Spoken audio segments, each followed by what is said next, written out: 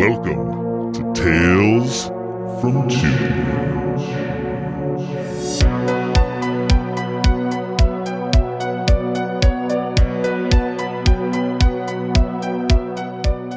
Hey Tubi friends, welcome to a new episode of Tales from Tubi. If you don't know what Tales from Tubi is, this is where I take my love of horror movies and my love of Tubi and I mash them together in this fun little package to where I just talk a horror movie that is streaming on Tubi. And all these movies that we talk about are streaming on Tubi at the time of recording. Hopefully, they're still there for you to watch. This week, I am talking another Tubi original. I did a poll a couple weeks ago of what Tubi original I should do for Tales from Tubi.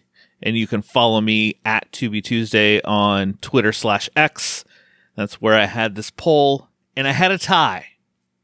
I had a tie between No Filter, which I did last week, and then the movie I'm talking about this week, the Amityville Curse. So, the Amityville Curse. People know when you say Amityville, they know that there's a haunted house or a haunting. If you go on Tubi right now and search just Amityville, I think it's like 36 movies that pop up with the Amityville name in the title, which I find absolutely insane that there are that many films with Amityville in the title.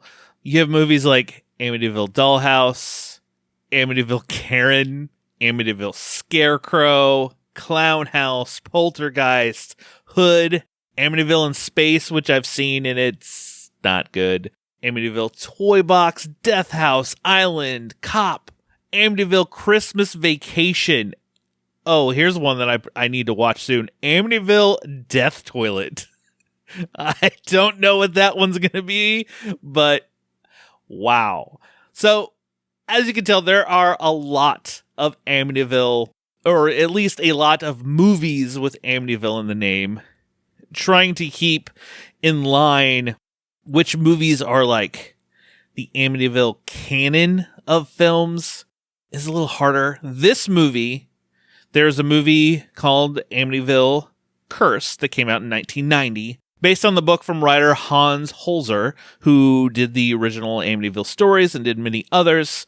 He wrote the book The Amityville Curse. The 1990 film was based off of that. And this film isn't a remake of that previous film. It is they say it's like a reimagining of that original story, that original novel. This movie is also produced by his daughter, Alexandra Holzer, and it's directed by Eric Tessier, starring Brendan Furr, Vanessa Smythe, Ennis Esmer, Jenny Raven, Tommy Amber, Pyrie, Dylan Casey, Mercedes Morris, Michael Xavier, and others. And this movie is a group of friends purchase an infamous house with the intention of flipping it, only to discover a deadly paranormal presence bent on destruction. So as you can tell from that description and the title, Amityville Curse, that which house they buy. The first time you see the house, I was kind of surprised. I was like, because the Amityville house has these very distinct windows in them. They're kind of triangular with a curve at one end. But when you first see the house, it kind of comes in at a different angle. And I was like, oh man, they don't even have like the real house. But later on, you can see it's at a different point of the house. And you get that distinct windows that you know when you see Amityville house. Overall, before I'll probably jump into some spoilers on this one. Usually I keep it spoiler free, but I kind of want to talk a little more on this one. Overall, this was not bad. It was, I've seen some of these other Amityville movies and they're just, I don't want to say a cash grab, but it's just like, we made a haunting or a haunted movie, so let's throw the Amityville name on it. People know that name, so they'll watch it because it has that. This kind of ties to murders that originally happened in this house, and you kind of know in this house that it is cursed and things are going to happen. So you have these young professionals that come in, they're buying the house and they're going to work on the house and flip it. And as they start working, they get these voices that whisper in their minds, and then they start having dreams of things happening or these ghost entities. And as we go along, the movie starts off a little slow. It took me a little bit to get into it. I mean, it really rolls more and more as it gets to this finale that kind of pays it all off in a way. It's not the best. I'm not going to say this was, oh my gosh, this is the best Amityville movie I've ever seen, but it wasn't terrible. I didn't hate that I watched it. I'm kind of glad that I had this tie to watch both of these movies, No Filter and the Amityville Curse. But some of my gripes, especially with the movie, are when things start to happen. Like, for instance, when this possession starts happening, there's one person in the house that's like, oh, it's just, faulty lighting. That's why it's flickering. And the whole time through the movie, as more and more starts to happen, he won't believe it. But when their first friend dies, basically they're all getting ready for work. They're all outside. And all of a sudden they're wondering where he was. They're waiting for him. He just dives out the window onto the ground, dead. And then we cut to a scene. Basically, it must have been after a funeral. They're in a restaurant, kind of all dressed in black, talking. And then we're back in the house again. And we're going to continue working on the house. Like, hey, it's all good. Our friend died, but we're going to keep moving on. This happened a couple times. I was like, sure, the first one could have been an accident. Sure, the way they explain it is like he was stressed, overworked, and the thought of this house and the money that we're putting into it put him over the edge, and that is why this happened. Okay, that explains it, but still, when the second one happens, you kind of have to, you know what? Maybe we should leave the house right now. There's something going on. Maybe we shouldn't stay here. But they do.